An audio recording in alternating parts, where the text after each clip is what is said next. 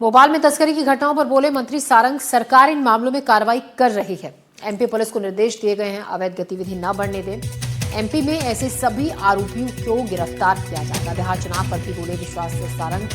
बिहार की जनता ने अपने विवेक से फैसला किया। बीजेपी की बुराई करते करते कांग्रेस इसी तक पहुंची। कैबिनेट मंत्री विश्वास सारंग इस वक्त हमारे साथ मौजूद है। उनसे बात करते हैं और जानते हैं कई ऐसे मुद्दे हैं जिसको लेकर मध्य प्रदेश की सियासत अब गरमाने लगी है। क्या कुछ उस पर वे कहना चाहेंगे? सर, जब से बिहार चुनाव हुआ है, एनडीए की वहां पर जीत हुई है, उसके बाद से हम देखें मध्य प्रदेश के जितने भी बड़े कांग्रेस के नेता है उनके द्वारा लगातार तंज कसा जा रहा है। अब कहा जा रहा है कि SIR मध्य प्रदेश में हो चाहे बिहार में, एक बड़ी असफलता उसके माध्यम से हमें देखने को मिलेगी। नहीं, देखिए, नाचना आवे आंगन टेढ़ा। जनता के निर्णय को मानने की जगह अपना एरोगेंस दिखाना, अपना घमंड दिखाना और फिर चुनाव आयोग पर इल्ज़ाम लगाना, इसी के कारण तो कांग्रेस की बद से बदतर स्थिति हुई है। लोकतंत्र में जनता का निर्णय सर्वोपरि है। मुझे आश्चर्य होता है कि कांग्रेस लगातार ये गलती कर रही है। चुनाव आयोग गड़बड़ करता होता तो राहुल गांधी जी दो जगह से जीत के लोकसभा में कैसे पहुंच जाते, उनकी दीदी कैसे पहुंच जाती, अखिलेश यादव जी और उनका परिवार कैसे लोकसभा में पहुंच जाता।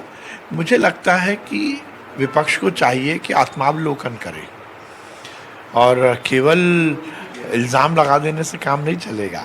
आपको ये सुनिश्चित करना पड़ेगा कि आप जनता के बीच जाइए, अपना नेता, अपनी नीति और अपनी नीयत ठीक करिए। सर, इतना होने के बाद अब कांग्रेस कह रही है कि हम नॉन परफॉर्मिंग जितने भी नेता हैं उनकी एक सूची बनाएंगे और फिर ये सुनिश्चित करेंगे कि 2028 में जो चुनाव होने हैं उसमें कांग्रेस की जीत। नहीं, बहुत अच्छी बात है। नॉन परफॉर्मर की यदि वो सूची बना रहे हैं तो इसमें सबसे पहला नाम राहुल गांधी जी का आना चाहिए, क्योंकि सबसे ज़्यादा नॉन परफॉर्मेंस की कमी तो उनकी रही है। उन्होंने रिकॉर्ड बनाया है सबसे ज़्यादा हार का। अच्छी बात है, सूची बननी ही चाहिए कांग्रेस के नेताओं की, पर उसमें राहुल गांधी जी का नाम आएगा तब वो सूची का कोई मतलब निकलेगा। राजधानी में कहीं हम हथियार तस्करों को पकड़ रहे थे, कहीं ड्रग तस्करों को, और अब देखने को मिला है नकली करेंसी भी मिल रही है। कहीं ना कहीं कांग्रेस का ये भी कहना है कि बारूद के ढेर पर राजधानी बैठी है, तो मध्य प्रदेश का क्या हाल होगा? देखिए, प्रशासन ने पकड़ा है ना, पुलिस ने पकड़ा है। यदि कोई अनैतिक कार्य करेगा तो उसको बख्शा नहीं जाएगा। माननीय मुख्यमंत्री जी का 0 टॉलरेंस की नीति है।